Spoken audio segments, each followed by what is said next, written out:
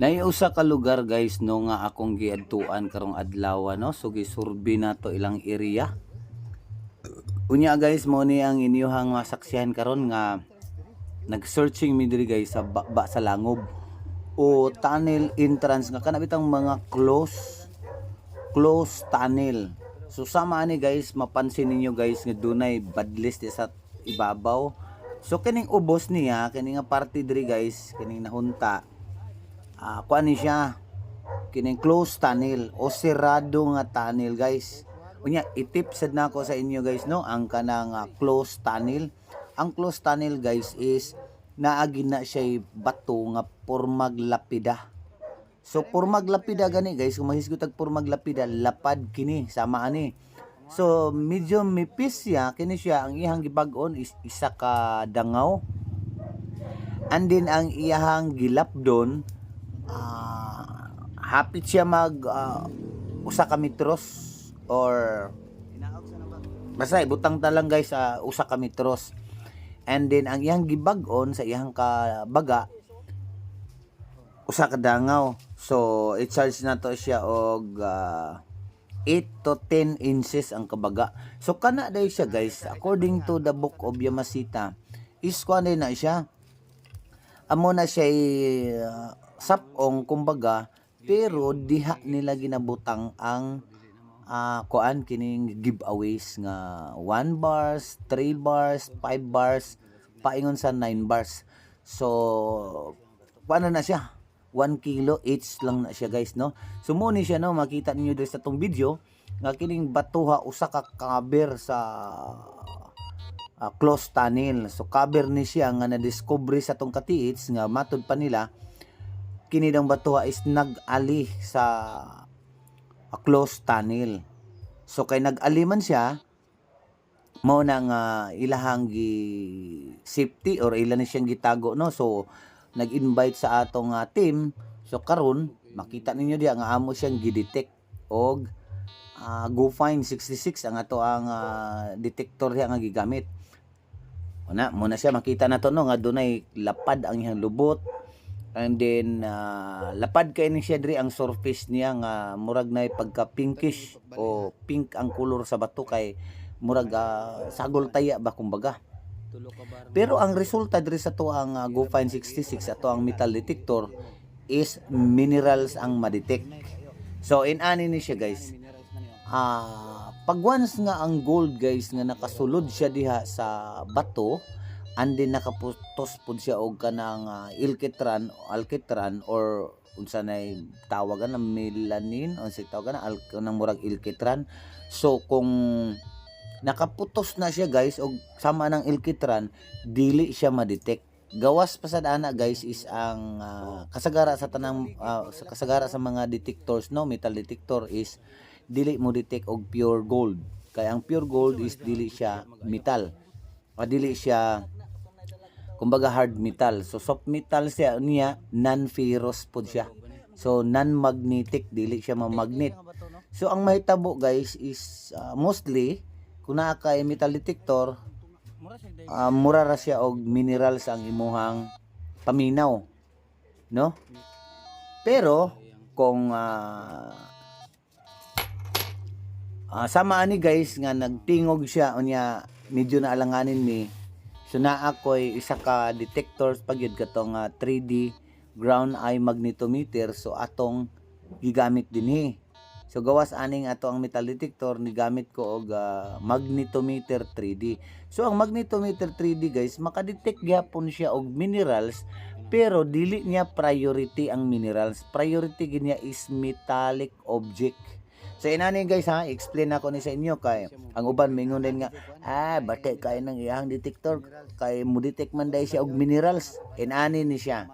Ang bato guys sama ani nga mutingog ang mga metal detectors so nagpasabot nga more on metal or metallic rock siya.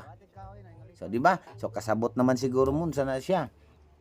Pag once metallic rock or more on metal ang naa sa sulod sa bato or ang bato mismo metallic siya, mo magnet siya, normal gid guys nga motingog ang atong mga detectors.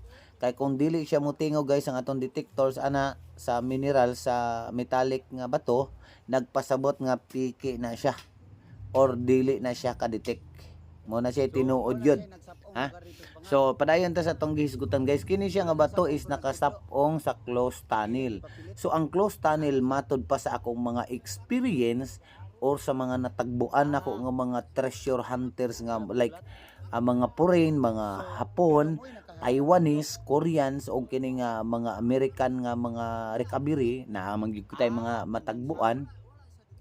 So ang ginaingon gid nila sa ako guys is pag once nga ang closed tunnel na ay nagsapong nga bato o nagbabag diha nga bato nga ang porma niya nipis o niya lapad, kana siya nay atik-atik ana or na ay giveaways nga 3 bars. So ang nahitabo pag tan-aw na ko aning ilahang video, pag sin ni Katiits og lapad nga bato gisin niya sa ako nga boss nailapad nga bato mo ni siya mo ni nagsapong ni sa bangag na mo. So mo to nga nagka-interest ko guys, akong gianhian or among gianhian sa team kini nga batuha. So makita niyo sa tong video nga ginabali-bali na to siya og detect og ato siyang giswayan og til-til. So haskag yung pagkagahian no. So dili na to siya basta-basta nga mabuak. Mao na siya nga ang resulta, medyo nadugayan gid mi diha og kuan guys, tipak. Pero sige lang, walati lang ninyo guys kay base ni update rata mo pag makuha na to ng 3 bars nga nasa sulod ana kay gidetect po na ako na siya og ground eye magnetometer 3D. So keep on watching na lang kay pakita na ko ang tingog o ang detection sa magnetometer 3D nga gigamit na to diha kay human naman ta sa ground eye sa kuan sa ni GoPine 66. Di ba? Pakita na ko diha and then continue watching lang kay mo adto sad mi sa ubos ani nga bahin kay duna didtoy murag something pahuwayanan or di ba ka atabay to siya dati nga naa siya tubig nga nagtulo o nagagas gikan sa bato mismo nga pwedeng inumon. Tan-awan ninyo guys kay pakita na ko sa inyo kay kana gid nga site nga naapod sa ubos ilagid na dihang istambayanan o kaliguanan atong panahon sa gira kay dili ko mutuo guys nga Pinoy o kalikasan ang naghimo ana. So keep on watching nga kay adto ta dive ta dito sa ubos, pakita sa nako daan diri ang detection sa ground eye magnetometer 3D.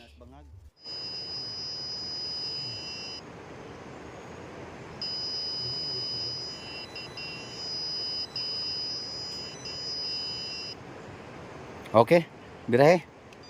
Balbagon ta gina, bahala pag unsay naa niya diha basta kay ato ginang birahan kay scanner na nag-ingon. Naay sulod pero kani man kong mineral salbahe man-detect ta dito bro. So mao to guys no nga nakita ninyo nga motingog ato ang ground eye magnetometer 3D. So something nga naagid to siya sulod kay matod palagi nagsapong to siya sa bangag. O niya experience po nato na nga nagingon sa ato nga hapon nga doon na gidaw 3 bars na siya kung nagsapong sa bangag. So dinhin na ta sa ubos nga bahin guys. Mo ni akong gingon kaganina nga hinimo ni siya nga murag half cave or kanang kuiba ba nga half lang. So mapansin na to diri ang iyang wall.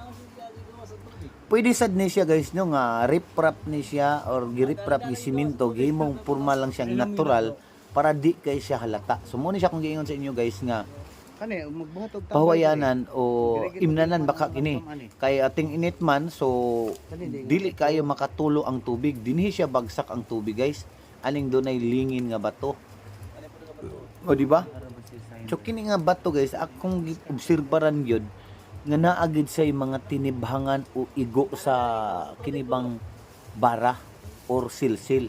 So nag-observe po ko sa kilid ani niya kini nga portion guys walang kay makuan sa atong cameraman no wa kanya na wide pag view kay medyo apiki man ni siya gamay guys murag kuan lang ni siya ang iyang gilapdon ani naara siguro sa mga 10 feet ang paingon dito pataas and then 7 or 8 feet ang paingon diri sa pangpang. So kani siya nata sa pangpang no bangilid. So bangilid din siya no. Kini siya diri nga part is west position, west na siya kanang dunay nagtulo nga tubig. And then diha dayon sa kilid mo na yang kilid na siklapan, so tan-aw na to karon na.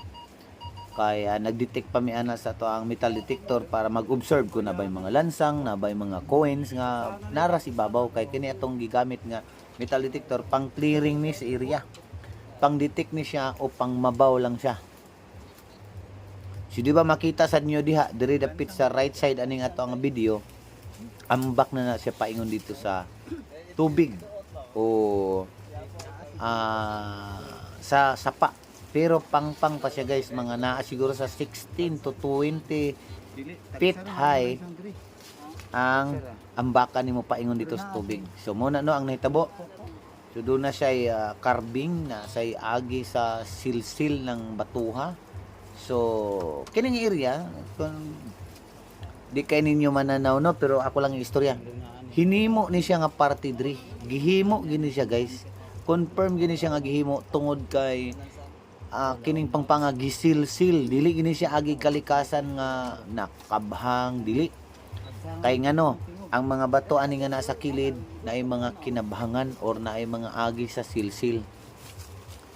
So pasensya na gid kayo, wala kay nato ni matan-aw sa atong kameraman kay ang atong kameraman diha ani higayuna is extra ra extra ra ni siya, bali gisugo lang akong pahawid sa kamera, basta na lang naghawid, wala gid nag-video sa palibot.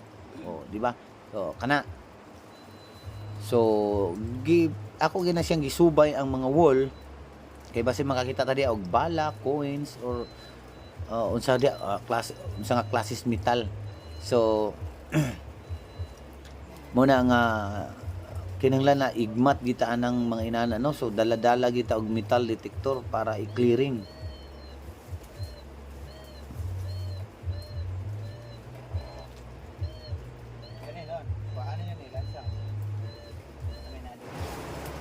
Opening ano?